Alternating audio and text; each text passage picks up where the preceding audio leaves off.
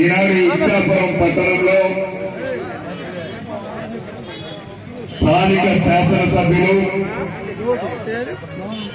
శ్రీ గండాలం అశోక్ గారి ఆధ్వర్యంలో జగన్ రెడ్డి గారి ప్రభుత్వం ఓటీఎస్ పథకానికి నిరసనగా ఈరోజు ఈ ఇచ్చాపురం పట్టణంలో చేపడుతున్నటువంటి దీక్ష కార్యక్రమానికి వేదిక పైన ఉన్నటువంటి పెద్దలు గౌరవనీయులు శ్రీ గండాలం అశోక్ గారికి, వేదిక పైన ఉన్నటువంటి తెలుగుదేశం పార్టీ నాయకులకు, అభిమానులకు, అలానే గతంలో గృహ నిర్మాణం చేసుకున్నటువంటి లబ్ధిదారులకు, పత్రికా విలేకరులకు, మీడియా సోదరులందరికీ పేరు పేరున నా తరఫున నారా చంద్రబాబు నాయుడు గారి తరఫున హృదయపూర్వకమైనటువంటి నమస్కారాలు తెలియజేస్తా ఉన్నాం. ఈ రాష్ట్రంలో ఒక అరాచక ప్రభుత్వం, ఒక దౌర్జన్యాలు చేసే ప్రభుత్వం, పాలనంటే అర్థం కాని, చేత కాని, అసమర్థమైనటువంటి ప్రభుత్వం, ఫ్యాక్షన్ నే పాలనగా మార్చుకున్నటువంటి, ఫ్యాక్షన్ గాంధీ పాలనగా మార్చుకున్నటువంటి జగన్మోహన్ రెడ్డి గారి నాయకత్వంలో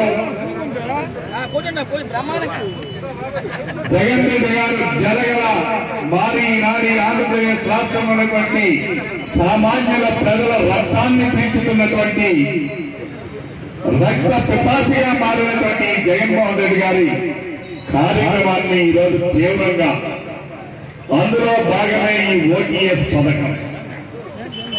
ఓటీఎస్ అంటే one time settlement. Jaganmohan Reddy గారు ప్రజలకు వన్ టైం సెటిల్మెంట్ ఇచ్చాడు. నేను ఈ ఇచ్చాపురంలో ఉన్నటువంటి ప్రజానీకానికి విజ్ఞప్తి చేస్తున్నాను, రేపు 2024లో ఈ జగన్మోహన్ రెడ్డి గారికి మీరు వన్ టైం సెటిల్మెంట్ చేయండి. ఈ ఆంధ్ర రాష్ట్రంలో ప్రజానీకం ఈ జగన్మోహన్ రెడ్డి గారికి వన్ టైం ముఖ్యమంత్రిగా సెటిల్ చేయబోతా ఉన్నారని చెప్పి ఈ సందర్భంగా తెలియజేస్తా ఉన్నాను. ఈనాడు జగన్మోహన్ రెడ్డి గారికి నేను అడుగుతా ఉన్నాను, ఆనాడు పాదయాత్ర పేరు వ్యక్తి భూతగత యాత్ర చేసినటువంటి జగన్ రెడ్డి ఆనాడు ఇచ్చాపురం వచ్చి ఒక పైలాన్ని వేశాడు. తన తండ్రి ఒక పైలాన్ని వేశాడు, తన చెల్లి ఒక పైలాన్ని వేసింది, ఈ జగన్ రెడ్డి ఒక పైలాన్ని వేశాడు. నేను ఇచ్చాపురంలో వచ్చేటప్పుడు చూశాను, బహుశా ఇచ్చాపురం పట్టణంతా కూడా రాబోయే రోజుల్లో జగన్ రెడ్డి ఆ కుటుంబం పైలాలతో నేను నిండిపోతుందేమో, ఇక్కడ మనకుండే పరిస్థితి ఉన్నదేమో అని చెప్పి అనుకున్నాను. నేను అడుగుతా ఉన్నాను ఈ జగన్మోహన్ రెడ్డి గారి ప్రభుత్వానికి, ఆనాడు ఈ రాష్ట్రంలో పేద ప్రజానీకం నీకు అధికారం ఇచ్చింది ప్రజల్ని ఉద్ధరిస్తామని, ప్రజలకు మెరుగైన పాలన అందిస్తామని.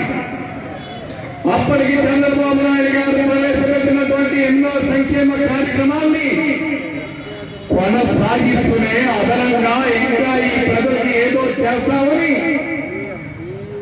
అభివృద్ధి చేస్తామని నీకు అధికారం ఇస్తే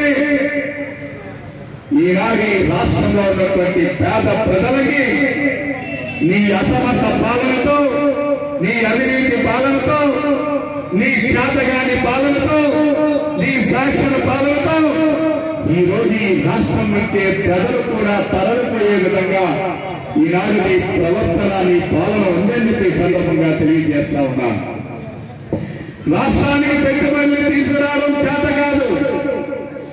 ఆనాడు తెలుగుదేశం ప్రభుత్వం ఈ చంద్రబాబు నాయుడు గారి నాయకత్వంలో రాష్ట్రం విభజన జరిగే నాటికి ఈ రాష్ట్రానికి ఉన్నటువంటి అప్పు 1,28,000 కోట్ల రూపాయలు.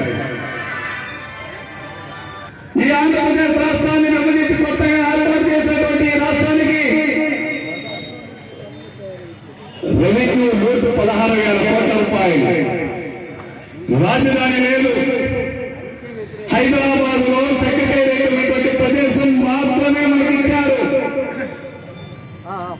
10 సంవత్సరాల పాటు ఉమ్మడి రాజధానిగా ప్రకటించి మీరు 10 సంవత్సరాల తర్వాత మీరు ఆంధ్రప్రదేశ్ రాష్ట్రానికి మీ ప్రాంతానికి మీరు పోవాలని చెప్పి ఆనాడు విభజన చట్టంలో పేర్కొంటే కూర్చోవడానికి కుర్చీ లేదు ఆంధ్రప్రదేశ్ రాష్ట్రానికి వస్తాయి.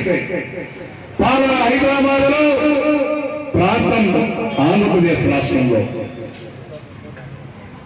ఏ ప్రాంతం అయితే పరిపాలన చేస్తున్నామో అక్కడే పాలన రాజధాని ఏర్పాటు చేసుకోవాలని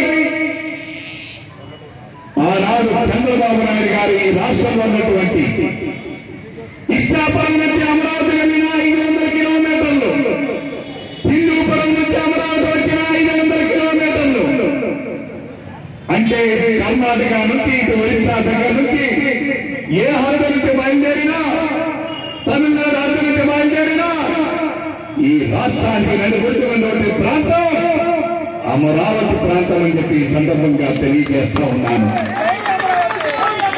అందుకని ఆనాడు అమరావతి రాజధానిగా నిర్ణయించి అక్కడ ఉన్నటువంటి వేలాది మంది రైతులు ఈ రాష్ట్రం కోసం, ఈ రాష్ట్ర భవిష్యత్తు కోసం, ఈ రాష్ట్రంలో రైతాంగం కోసం, ఈ రాష్ట్రంలో కార్మికుల కోసం, ఈ రాష్ట్రంలో కార్మికుల కోసం, ఈ రాష్ట్రంలో కర్షకుల కోసం, ఈ రాష్ట్రంలో ఉద్యోగుల కోసం, ఈ రాష్ట్రంలో ఉన్నటువంటి యువత కోసం, యువతాపుల భవిష్యత్తు కోసం 33,000 ఎకరాలు త్యాగం చేసి రాష్ట్రానికి అప్పచెప్తే తద్వారా ఈ రాష్ట్రానికి 9,000 ఎకరాలని రాష్ట్రానికి ప్రభుత్వానికి భూమి వస్తే దాని విలువ ఈనాడు 3 లక్షల కోట్ల రూపాయలు. ఇంకా రాజధాని అభివృద్ధి పెరుగుతూ ఆ భూమి విలువ 5 లక్షల కోట్ల రూపాయల విలువలు. లక్షలాది కోట్ల రూపాయల విలువ ఉన్నటువంటి భూముల్ని చంద్రబాబు నాయుడు గారి ప్రభుత్వానికి తీసుకొచ్చి తద్వారా ఈ రాష్ట్రంలో రైతాంగానికి, అన్ని వర్గాల వారికి కార్యక్రమాలు రూపొందించి ముందుకెళ్తే ఈ జగన్ రెడ్డి అధికారంలోకి రాకముందు ఈ రోజు ఇక్కడ శాసనసభ్యులుగా, మంత్రులుగా ఉన్నటువంటి ఆనాడు ధర్మాన కృష్ణదాస్ ఈ రాష్ట్రంలోనే, ఈ జిల్లాలోనే దమాబుద్ధులు మాట్లాడేటటువంటి తమ్మినేని చెందాడం నిన్నగాక మొన్న శాసనసభ్యుడిగా గెలిచి రాజకీయాలంటే 2 సంవత్సరాల క్రితం ఓనామాలతో రాసుకున్నటువంటి ఏదో అవకాశం వచ్చి అనంతకాలంలో మంత్రి ఈ రోజు గొప్పలు దాస్తున్నటువంటి శ్రీగిరి అంబరరాజు వీళ్ళు ఎన్నికల ముందు ఏం చెప్పారు? తెలుగుదేశం పార్టీ అబద్ధాలు చెప్తున్నారు, మేము రాజధాని మారుస్తున్నామని. చంద్రబాబు నాయుడు అబద్ధాలు మాట్లాడుతున్నాడు, కోనరావు కుమార్ అబద్ధాలు మాట్లాడుతున్నాడు, కిందిరా రామ్మోహన్ నాయుడు అబద్ధాలు మాట్లాడుతున్నాడు, కిందిరా బచ్చిరాడు అబద్ధాలు మాట్లాడుతున్నాడు, అశోక్ గారు అబద్ధాలు మాట్లాడుతున్నారని వల్లి వేసినటువంటి నాయకులు ఎన్నికలైన తర్వాత ఎందుకు రాజధానిని రద్దు చేశారో చెప్పగలరా అని నేను మాట్లాడుతూ ఉన్నాను. ఈ వేదిక ద్వారా నేను శ్రీగిరి అప్పలరాజు మంత్రికి ఛాలెంజ్ చేస్తున్నాను. ఈ వేదిక ద్వారా ఈ జిల్లాలో ఉన్నటువంటి ముఖ్యమంత్రికి, ఈ జిల్లాలో ఉన్నటువంటి వైసీపీ శాసనసభ్యులకి మీరు 3 రాజధానులని 3 ముక్కలాట మాట్లాడారు. రాజధానిని పూర్తిగా మీరు ఉత్తరాంధ్రకి గేట్వేగా ఉన్న విశాఖపట్నంలో కాదు, శ్రీకాకుళం జిల్లాలో మీరు ఏర్పాటు చేయగలరా? ఆ సమర్థత ఉందా అని నేను ఛాలెంజ్ చేస్తున్నాను. ఒక ఇంటి నిర్మాణం అంటే ఆ ఇంటిలో వండుకోవడానికి వంటగది ఉండాలి, పడుకోవడానికి బెడ్రూమ్ ఉండాలి, కూర్చోవడానికి హాల్ ఉండాలి, కాలకృత్యాలు తీసుకోవడానికి టాయిలెట్ ఉండాలి. అంతేగాని వంటగది 1 కిలోమీటర్ దూరం, బాత్రూమ్ 2 కిలోమీటర్ల దూరం, పడకగది ఇంకో 6 కిలోమీటర్ల దూరంలో ఉంటే దానిని ఇల్లంటారా అని నేను అడుగుతా ఉన్నాను. అలానే రాజధాని అంటే పరిపాలన చేసేటటువంటి కేంద్రం, పరిపాలనా కేంద్రం. రాజధాని అంటే సెక్రటేరియట్ ఉండాలి, రాజధాని అంటే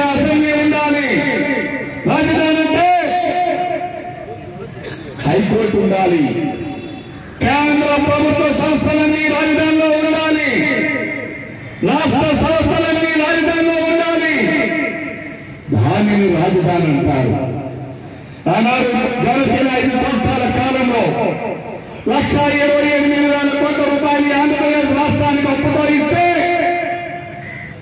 ఈ రాష్ట్రంలో ప్రాజెక్టుల నిర్మాణానికి పోలవరం ప్రాజెక్టుతో పాటుగా ఈ శ్రీకాకుళం జిల్లాలో ఉన్నటువంటి అంకితాల ప్రాజెక్టు నిర్మాణానికి, ఈ శ్రీకాకుళం జిల్లాలో ఉన్నటువంటి పాతపల్లి రిజర్వాయర్ నిర్మాణానికి, ఈ శ్రీకాకుళం జిల్లాలో ఉన్నటువంటి ఆస్కార్ రిజర్వాయర్ నిర్మాణానికి, ఈ రాష్ట్రంలో ఇలాంటి రిజర్వాయర్ నిర్మాణానికి 65,000 కోట్ల రూపాయలు ఖర్చు పెట్టినటువంటి, ఇరిగేషన్ కోసం ఖర్చు పెట్టినటువంటి ఏకైక ప్రభుత్వం తెలుగుదేశం ప్రభుత్వం.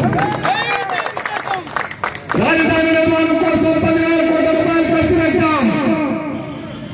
గడిచిన తెలుగుదేశం ప్రభుత్వం 5 సంవత్సరాల కాలంలో 1,12,000 కోట్ల రూపాయలు అప్పు చేశాం.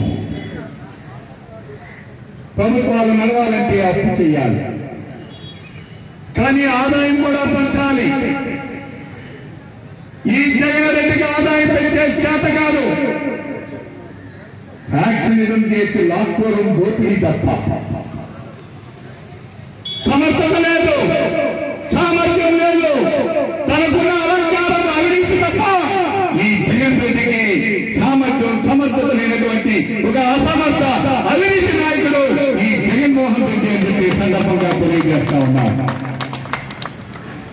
ఈరోజు ఈ జగన్మోహన్ రెడ్డి గారు ఆనాడు చంద్రబాబు నాయుడు గారి కాలంలో 65,000 కోట్ల రూపాయలు ప్రాజెక్టుల కోసం ఖర్చు పెట్టాం.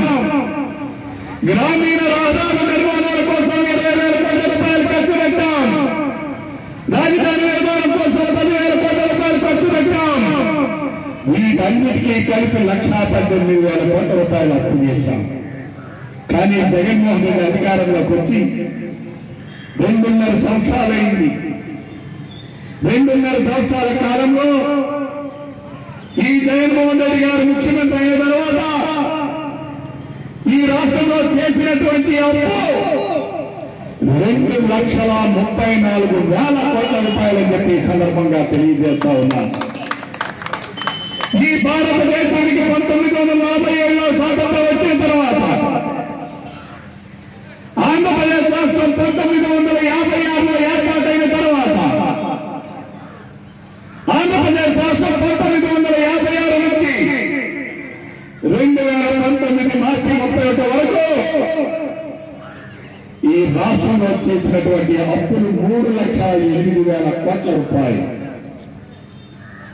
జగన్మోహన్ రెడ్డి గారు అధికారంలోకి వచ్చిన తర్వాత, వైసీపీ ప్రభుత్వం అధికారంలోకి వచ్చిన తర్వాత జగన్మోహన్ రెడ్డి గారు చేసినటువంటి 2.5 ఏళ్ల కాలంలోనే చేసినటువంటి అప్పు 3,34,000 కోట్ల రూపాయలు. మీరు ఈ విషయాన్ని ప్రజలు గ్రహించాలని చెప్పి సందర్భంగా తెలియజేస్తా ఉన్నారు. ఆదాయం పెంచావు, ఈ రోజు ప్రజల పైన పన్నుల భారాన్ని మోపావు. మీ పక్కనే ఒరిస్సా ఉంది, మీరు చాలా దగ్గరగా ఉంటారు. కోట్ల బాటలు అక్కడ 30-40 రూపాయలు ఉంటే ఆంధ్రాలో కోట్ల బాటలు అంటమ్మా 150. అదే బ్రాండ్ నాకు అలవాటు లేదు, బ్రాండ్ను బట్టి రేట్లు పెరుగుతా ఉన్నాయి. అది కూడా ఈరోజు ఇక్కడ మనం చూస్తే మద్యం మీద ధరలు పెంచావు, కరెంటు ధరలు పెంచావు, బస్సు రేట్లు పెంచావు, నిత్యావసర ధరలు పెంచావు, నూనె ధరలు పెంచావు, పెట్రోల్ ధరలు పెంచావు, డీజిల్ ధరలు పెంచావు. సామాన్యుడు కొనే తినలేని పరిస్థితులు కల్పించినటువంటి దార్శికమైన ప్రభుత్వం ఈ జగన్మోహన్ రెడ్డి గారి ప్రభుత్వం. ధరలు విపరీతంగా పెంచావు. పక్కనున్న ఒరిస్సా రాష్ట్రంలో, మన ఆంధ్రప్రదేశ్ రాష్ట్రంలో డీజిల్కి ఎన్ని రూపాయలు తేడా? 10 రూపాయలు తేడా ఉంది. పెట్రోల్కి 10 రూపాయలు తేడా ఉంది. మీరందరూ ఒరిస్సా పోయి వేయించుకొని వస్తున్నారు. మాకు ఆ ఛాన్స్ లేదు. మేము జగన్మోహన్ రెడ్డికి 10 రూపాయలు అదనంగా తప్పులు చెల్లిస్తా ఉన్నాం. మీరు ఏమైనా ఉంటే కాస్త ఒరిస్సాకి పోతే ఒకప్పుడు ఒరిస్సా నుంచి మన రాష్ట్రానికి వచ్చేవాళ్ళు. ఇప్పుడు మనం జగన్మోహన్ రెడ్డి గారు ధన్యవాదాలు చెప్పి ఆంధ్రప్రదేశ్ ప్రజలు ఒరిస్సా రాష్ట్రానికి, తమిళనాడు రాష్ట్రానికి, కర్ణాటక రాష్ట్రానికి, తెలంగాణకి తరలిపోతా ఉన్నారని చెప్పి ఈ సందర్భంగా తెలియజేస్తా ఉన్నాను.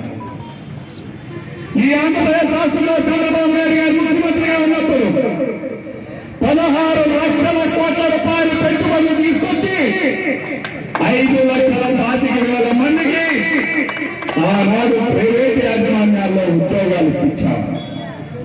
ఇదేదో కోనల కుమార్ గారు ఈ వేడి గురించి చెప్పడం లేదు.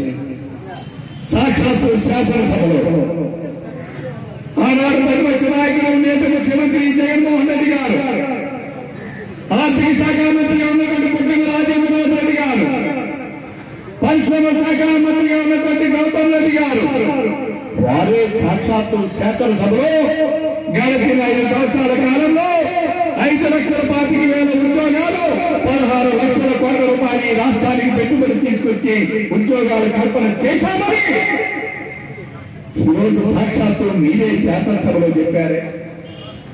మీరు వచ్చిన తర్వాత ఒక్కటంటే ఒక్క ఉద్యోగులుగా ఇప్పించారని చెప్పి నేను అడుగుతా ఉన్నాను.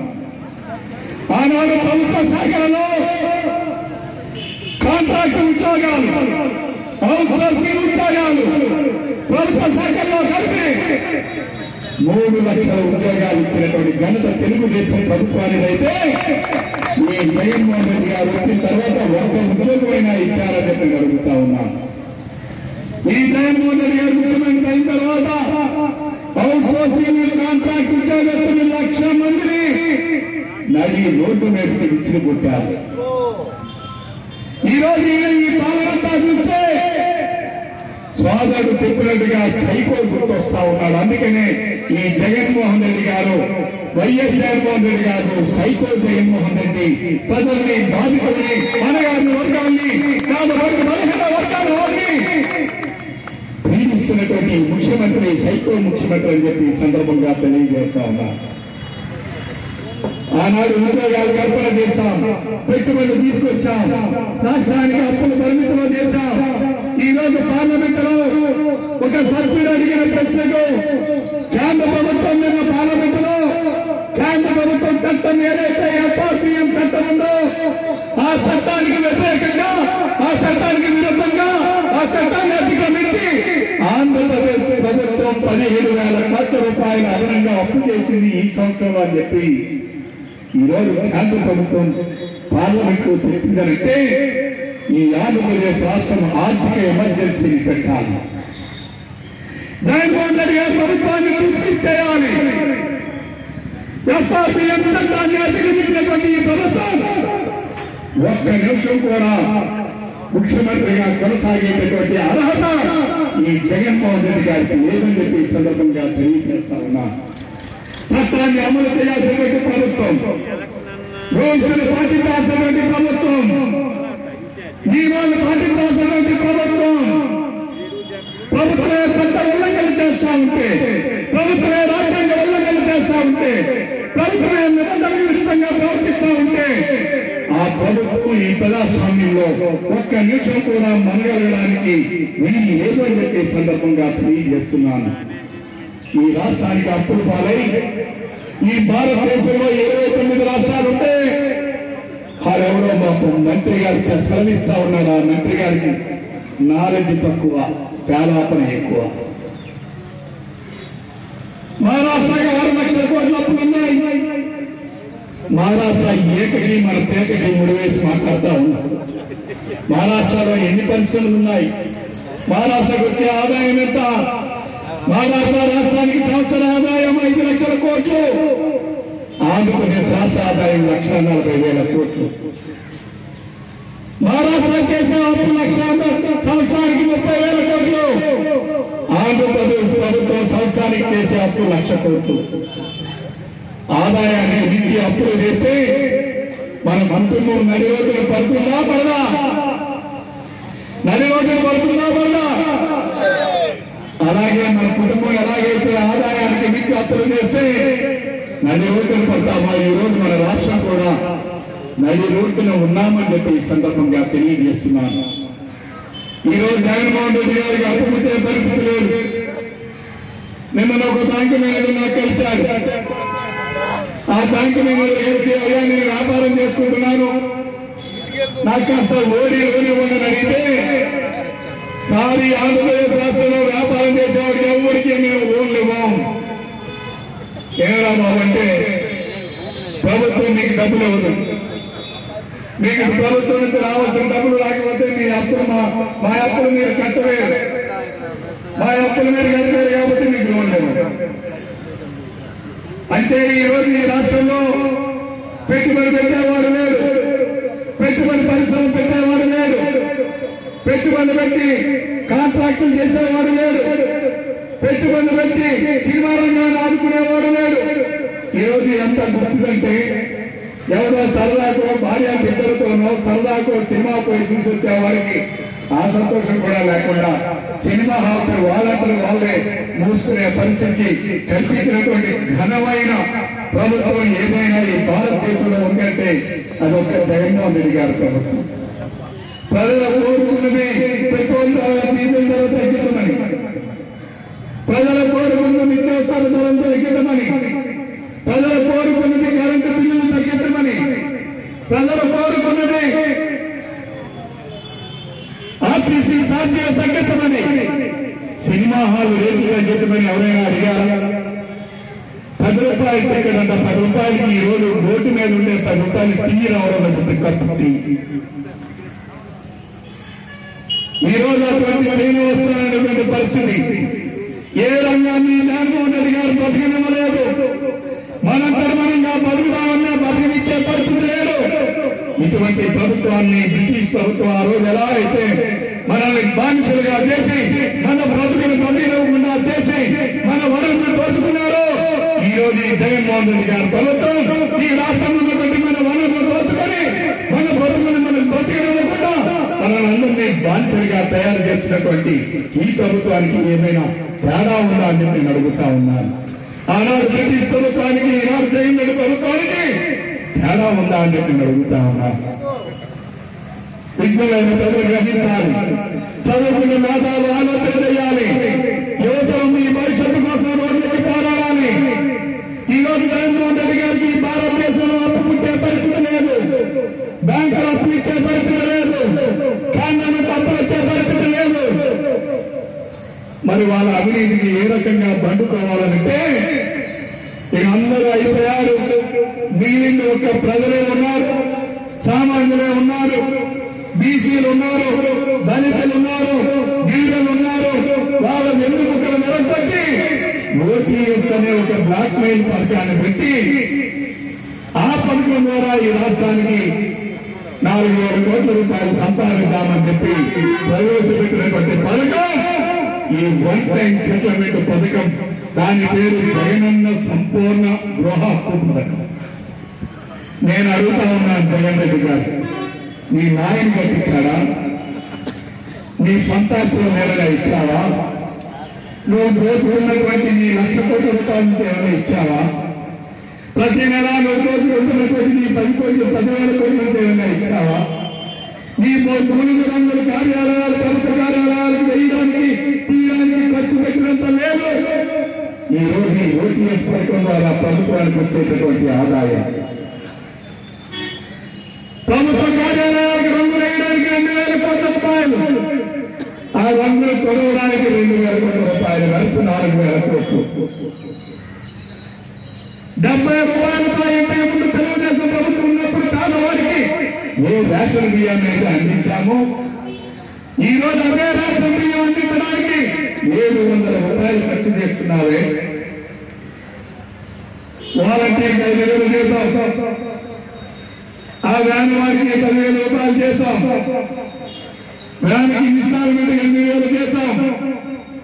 అందులో పనిచేసే కూడా వారికి రోజుకి 200, 500 ఉంది, వరసి 700 రూపాయలు. ఎందుకైనా ప్రజలకు అది అవసరం ఉందా? డిపోల దగ్గర మందులు పెడితే ప్రజలు వెళ్ళి స్వచ్ఛందంగా 2-3 రోజుల్లో ఎవరు బిల్లాలి వాళ్ళు, ఎవరు పత్రాలు వాళ్ళు తీసుకుని పోయేవాళ్ళని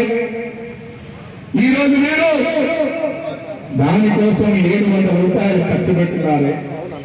ఈరోజు పేదవాడి దగ్గరే మీరు డబ్బులు గుర్తుకోవాలని చెప్పి అడుగుతా ఉన్నాను. గతంలో తెలుగుదేశం ప్రభుత్వం ఓటీఎస్ పథకం పెట్టాం, కానీ మేము ఎవరిని నిర్బంధించలేదు. ఎవరైనా వడ్డీ కడతామంటే 10% కడితే వడ్డీ చేశాం. అప్పుడు కూడా ఓటీఎస్ పథకం ఆదేశాలు ఇచ్చాం, కానీ మేము ఎవరిని నిర్బంధించలేదు. ఏ వాలంటీర్ని, ఏ అధికారిని, ఏ ఇంటికి పంపించి నువ్వు కడతావా అని చెప్పి మేము ఎవరిని బెదిరించలేదు, ఆదరించలేదు. నేను అడుగుతా ఉన్నాను ఈ జగన్మోహన్ రెడ్డికి, చట్ట విరుద్ధంగా పాలన చేసే హక్కు నీకు ఎవరిచ్చారు?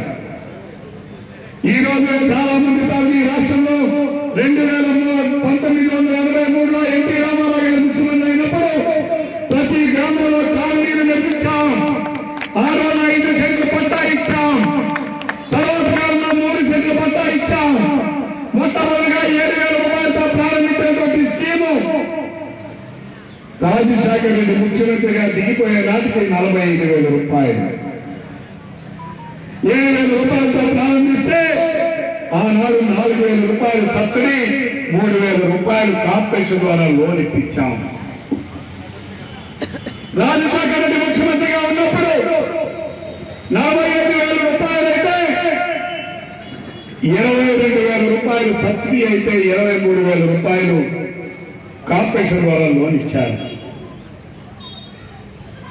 వాళ్ళ నాయన ఎన్టీ రామారావు గారు ముఖ్యమంత్రి నాటి నుంచి వారి తండ్రి 2011 చనిపోయినంత వరకు ఈ రాష్ట్రంలో నిర్మించిన ఇల్లు 56 లక్షల ఇల్లు.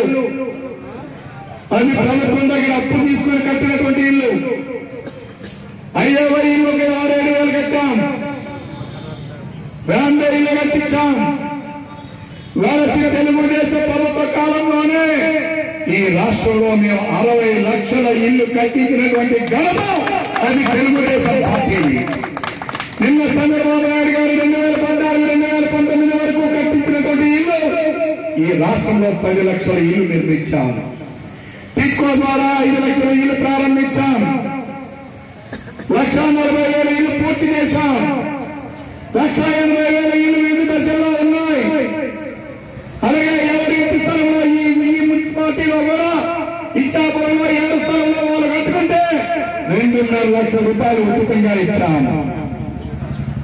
అవును కూడా కాదంటారా? బ్యాంకు లోన్ లేకుండా ఇచ్చాం. మరో 2,5 లక్షలు ఇచ్చాం. ఇచ్చి ఎవరి స్థలంలో వాళ్ళు కట్టించాం. ఇదే శ్రీకాకుళం జిల్లాలో అన్ని మున్సిపాలిటీలో సుమారు 12,000 ఇల్లు కట్టించాం. ఈరోజు ఈ ఆంధ్రప్రదేశ్ రాష్ట్రంలో ఎవరి ఇంటి స్థలంలో వాళ్ళు మున్సిపాలిటీలో ఇల్లు నిర్మించుకుంటే 2 లక్షల ఇల్లు నిర్మించాం.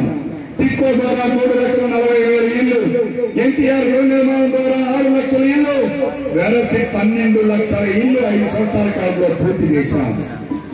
కానీ జగన్మోహన్ రెడ్డి గారు 2019 మార్చి 31 నాటికి ఇల్లులు పూర్తి చేసుకుని బిల్లులు రాకుండా ఉన్న వాళ్ళు ఇంకా 900 కోట్ల రూపాయలు ఈ ప్రభుత్వం లబ్ధిదారులకు చెల్లించాలి. నేను ఈ సభ ద్వారా శ్రీకాకుళం జిల్లాలో ఉన్నటువంటి ఇంకో లబ్ధిదారులందరికీ పిలుపునిస్తున్నాను. ఏదైతే ఆనాడు తెలుగుదేశం ప్రభుత్వ సమయంలో ఇల్లు కట్టి బిల్లు రాకుండా ఉన్నారో ఇప్పటికీ కూడా ఈ ప్రభుత్వం 2.5 సంవత్సరాలైనా విడుదల చేయకుండా ఉన్నారో మీరు హౌసింగ్ అధికారులు నిలదీయండి, ఎంఆర్ఓలు నిలదీయండి, సచివాలయాలు నిలదీయండి, కలెక్టర్లు నిలదీయండి. మీ తరపున ఉండగా ఉండే పాలనకి జిల్లా తెలుగుదేశం పార్టీ చక్కగా ఉందని ఈ సందర్భంగా తెలియజేస్తా ఉన్నాం. పేదలకు వాసిన డబ్బులు మీకు ఇవ్వకుండా ఆపడానికి ఎవరు ఎవరిస్తారు? మీకే అధికారం. ఆనాడు ఈ పేద ప్రజలు ఈ రాష్ట్రంలో ఉన్నటువంటి ఎవరైతే 1,000 మంది కులాల ఉన్నారో ఈ 56 లక్షల ఇళ్లలో బడుగు బలహీన వర్గాల వారే సుమారు 46 లక్షల మంది లబ్ధిదారులు. అంటే ఇందులో బీసీలు ఉన్నారు, దళితులు ఉన్నారు, గిరిజనులు ఉన్నారు. ఓటు మారి ముఖ్యమంత్రి పదవి నీకు ముఖ్యమంత్రి పదవి ఇస్తే నువ్వు తిరిగి మా దగ్గర డబ్బులు గుండాయించడానికి అని నేను అడుగుతా ఉన్నాను. నిన్న హౌసింగ్ లబ్ధిదారులు అధికారులు నిన్న ఈ జిల్లాలో ఉన్నటువంటి అధికారులు కంచెల మండలంలో కప్పలి అనే గ్రామానికి వెళ్తే అక్కడ ఒక సామాన్యమైనటువంటి మహిళ, చదువు లేనటువంటి మహిళ, సంస్కారం ఉన్నటువంటి మహిళ జగన్మోహన్ రెడ్డి గారిని కమలమ్మ అనే మహిళ నిలదీస్తా ఉంటే ఆ వీడియో చూసేటువంటి ఆంధ్రప్రదేశ్ రాష్ట్ర ప్రధానిగా ఒళ్ళు తలపడితే ప్రతి ఒక్క మహిళకి నేను పిలుపునిస్తున్నాను. ఈ రాష్ట్రంలో ప్రతి ఒక్క మహిళ ఎవరైనా అధికారం వచ్చి మీ ఇంటికి వచ్చి మీరు బిల్లులు చెల్లించాలి, ఓటీఎస్ పథకంలో కష్టంగా నిర్వహిస్తే ప్రతి ఒక్కరు ఒక కమలమ్మలా తిరగబడాలని చెప్పి నేను ఈ సభ ద్వారా ఈ ఇచ్చాపురం నియోజకవర్గంలో కంచెల మండలంలో కట్టలి గ్రామంలో కమలమిచ్చినటువంటి నినాదం ప్రతి ఒక్కరికి ఒక విధానంగా మారి ఈ రోజు జగన్మోహన్ రెడ్డి గారి ప్రభుత్వాన్ని ప్రశ్నించాలని చెప్పి సందర్భంగా తెలియజేస్తా ఉన్నాను. నీకు అప్పు పుట్టకపోతే పేదవాడి జోబుల్లో నుంచి రాకుంటారా అని చెప్పి అడుగుతా ఉన్నాను. నీ అప్పు పుట్టకపోతే నీ అప్పు కోసం పేదవాడు సామాన్యుడు ఇల్లు కట్టుకుంటే మేము కట్టించిన ఇళ్లకు నువ్వు డబ్బులు గుండాయితే హక్కు నీకు ఎక్కడికి చెప్పి జగన్ రెడ్డికి అడుగుతా ఉన్నాం. అందుకనే తెలుగుదేశం పార్టీ హామీ ఇస్తున్నాం. చంద్రబాబు నాయుడు గారు మాజీ ముఖ్యమంత్రి, మరలా రేపు 2024లో కాబోయే ముఖ్యమంత్రి, తెలుగుదేశం పార్టీ మీ అందరి ఆశీర్వాదంతో అభిమానంతో రేపు 2024లో అధికారంలోకి వస్తాం. చంద్రబాబు నాయుడు గారు ముఖ్యమంత్రిగా ఉంటారు. ఎవరైతే ఈ 56 లక్షల మంది ఓటీఎస్ పథకంలో ఉన్నారో మీ అందరి కాగితాలు కూడా ఫోన్లో పెట్టి మీ అందరికీ అందిస్తాం. ఈ ప్రభుత్వానికి మీరెవరు చెల్లించలేదు. ఓటీఎస్ పథకం అనేది ఒక పోషక పథకం, అదొక అప్పుల పథకం. దానిని ఎవరు కూడా చెల్లించవలసిన అవసరం లేదు. మిమ్మల్ని ఎవరైనా ఏ అధికారాన్ని నిర్బంధించినా నేను అడుగుతా ఉన్నాను, ఓటీఎస్ పథకంలో డబ్బులు కట్టకపోతే పింఛన్ ఆపుతావా? ప్రభుత్వ పథకాలు రానివ్వవా? ఏం మీ నాయనీలో ఇస్తున్నావా? మీ తాత జోబులో ఇస్తున్నావా?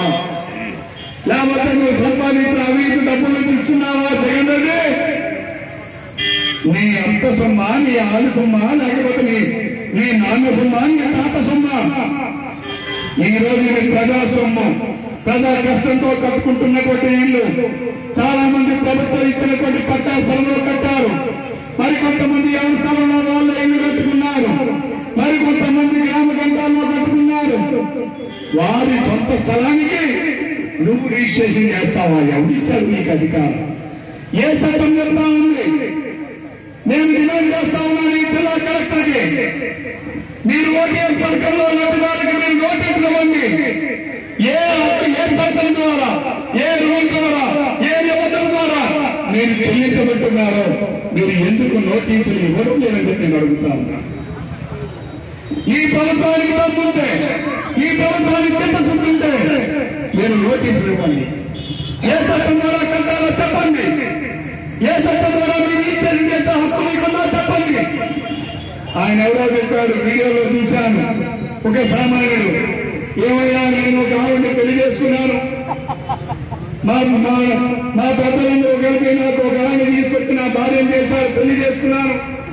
మళ్ళీ ఇప్పుడు జగన్మోహన్ రెడ్డి గారు కొత్తగా వచ్చి మళ్ళీ నా భార్యకే నాకిచ్చి మళ్ళీ పెళ్లి చేస్తారా అని చెప్పి అడిగారంటే జగన్మోహన్ రెడ్డి గారి ప్రభుత్వానికి సిగ్గుంటుంది.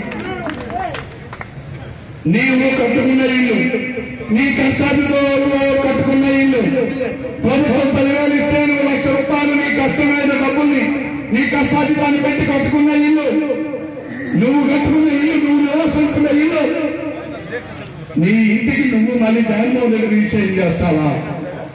జగన్మోహన్ రెడ్డి గారికి అధికారం ఉందా? ప్రభుత్వానికి అధికారం ఉందా? ఆ జగన్మోహన్ రెడ్డి గారు ఇచ్చే స్టాంప్ పేపర్లు చూశాను. అది ఒకసారి మీ అందరికీ మర్చిపోయి ఉంటారు, తెలియ అని చెప్పి దొంగ స్టాంపులు వేశాడు. దొంగ స్టాంపు పేపర్లన్నీ ముద్రించాడు.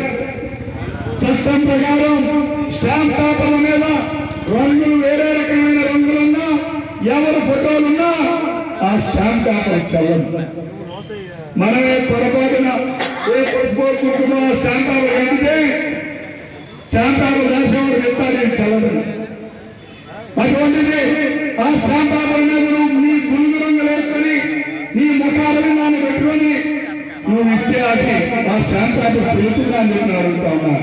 అంటే ప్రభుత్వమే చట్టానికి వ్యతిరేకంగా ప్రవర్తిస్తా ఉంటే ఈ ప్రభుత్వం కొనసాగే నైతిక అర్హత ఉందని చెప్పి అడుగుతా ఉన్నా.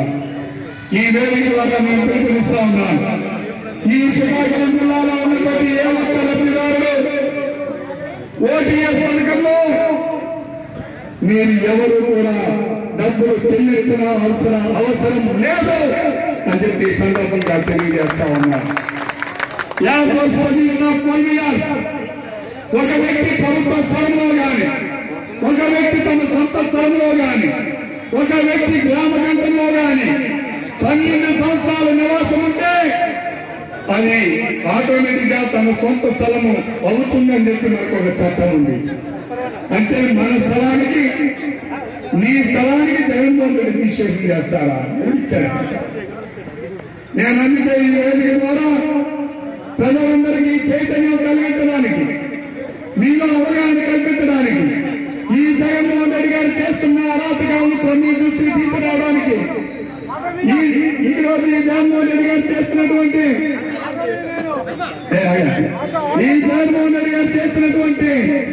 కార్యక్రమాన్ని ఈ రోజు మీ అందరికీ అవగాహన కల్పించడం కోసం ఇక్కడికి వచ్చాను. ఈ రోజు బాబు ఆటో సోదరులు వచ్చారు. ఆటో వారికి 10,000 తెలుగుదేశం పార్టీ అధికారంలో ఉన్నప్పుడు చంద్రబాబు నాయుడు గారు ఆటో వాళ్ళకందరికీ కూడా ఫ్రీ రిజిస్ట్రేషన్ చేశాం, ఉచితంగా రిజిస్ట్రేషన్ చేశాం. ఆ రోజు ఇన్సూరెన్స్ 3,600 ఉంటే ఈ రోజు 10,900. ఆటో వాళ్ళకి ఆ రోజు ఆటో నడిపే వారికి కానీ, ఆటో కొన్నవారికి కానీ, ఆటో ఓనర్ నుండి డ్రైవర్ వేరే వారు ఉన్నా కానీ వాళ్ళందరికీ కూడా రిజిస్ట్రేషన్ ఉచితంగా చేశాం, ఫ్రీ రిజిస్ట్రేషన్ చేశాం. ఆ రోజు తెలుగుదేశం ప్రభుత్వం చంద్రబాబు నాయుడు గారు అందరికీ నిర్ణయం తీసుకుంటే ఈ రోజు రాష్ట్రంలో ఆటో సోదరులకి 10,000 ఇచ్చి పోలీసు వాళ్ళకి చెప్పి నువ్వు వాళ్ళ మీద ఫైన్ అయ్యి, నువ్వు దాని మీద కోడి లేదని, లైట్ లేదని, 30,000 ఫైన్లు పెట్టి ఇలా 10,000 ఇచ్చి ఇలా 20,000 రాసుకునేటటువంటి ప్రభుత్వం ఈ జగన్మోహన్ రెడ్డి గారి ప్రభుత్వం చెప్పి సందర్భంగా తెలియజేస్తా ఉన్నాను. రాష్ట్రంలో నిర్మాణాల సోదరులు చెప్పాలి. ఈ రోజు ఈ గ్రామంలో ఈ ఇచ్చాపురం నియోజకవర్గంలో ఈ రోజు అశోక్ గారి ఆధ్వర్యంలో ఈ ఒకటే హామీ ఇస్తున్నాం. తెలుగుదేశం పార్టీ యొక్క పేదవారికి ప్రభుత్వం చేసేటటువంటి ప్రజా వ్యతిరేక విధానాన్ని వ్యతిరేకిస్తాం. ప్రజా వ్యతిరేక విధానం మీద పోరాడతాం. ప్రజలకు అండగా నిలబడతాం. ఎక్కడైనా సరే, ఎవరైనా సరే, ఏ అధికారులైనా సరే మీరు ప్రజల్ని నిర్బంధిస్తే, నిర్బంధ వసూళ్లు చేస్తే ఎట్టి పరిస్థితుల్లో కూడా మేము లబ్ధిదారుల తరపున అండగా ఉండి వారి కోసం పోరాడతామని చెప్పి సందర్భంగా తెలియజేస్తున్నాను. జిల్లా అధికారులు ఒకటే విజ్ఞప్తి చేస్తున్నాను. మీరు పొలవర్గన ప్రభుత్వం, మేము నిర్బంధం లేదు. ఎవరైనా ఇష్టపడితే కట్టుకోండి, లేకపోతే లేదు అని చెప్పి ఒక పక్కన మంత్రులు చెప్తారు, శాసనసభ్యులు చెప్తారు, ముఖ్యమంత్రి చెప్తాడు. కానీ వారంటీ వెళ్ళి నువ్వు కట్టకపోతే నీ పెన్షన్ వస్తాం, నువ్వు కట్టకపోతే పనులు అమ్మ ఒడి అవుతాం, నువ్వు కట్టకపోతే నీ అయ్య పడేస్తాం, నీ ఆటాన్ని నొప్పులయ్యాం, నీ పుట్టుకూలు ఇవ్వం అని చెప్పి మాట్లాడేటటువంటి పరిస్థితి. దీనిని అధికారులు జిల్లా కలెక్టర్ గారు నేను అదే విజ్ఞప్తి చేస్తున్నాను. ప్రభుత్వం ఒక్కరి నిర్బంధం కాదని మాట్లాడుతున్నారు. మీరు ఎందుకు అధికారులకి టార్గెట్ ఇచ్చారో చెప్పాలి. జిల్లా కలెక్టర్ గారు ముందుగా మీ టార్గెట్స్ విత్డ్రా చేసుకోవాలి. ఎంఆర్ఓకి టార్గెట్ విత్డ్రా చేసుకోవాలి. ఎంపీఓకి టార్గెట్ విత్డ్రా చేసుకోవాలి. పంచాయతీ కార్యదర్శికి టార్గెట్ విత్డ్రా చేసుకోవాలి. వీఆర్ఓకి వాలంటీర్కి టార్గెట్ విత్డ్రా చేసుకోవాలి. మీరు విత్డ్రా చేసుకుని ప్రజలైనా స్వచ్ఛందంగా కట్టుకుంటే దానికి వారి నిర్ణయం.